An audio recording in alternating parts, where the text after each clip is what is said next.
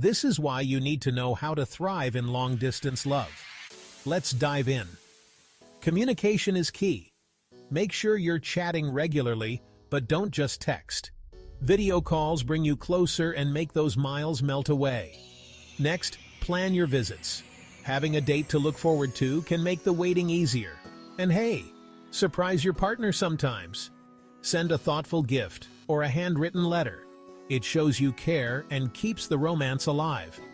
Also, keep your own life exciting. Pursue your hobbies and goals. A happy and fulfilled you makes for a stronger relationship. And finally, trust is everything. Be open and honest about your feelings.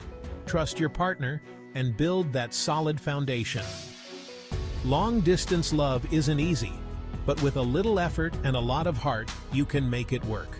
Remember, the distance is temporary, but your love doesn't have to be. You've got this.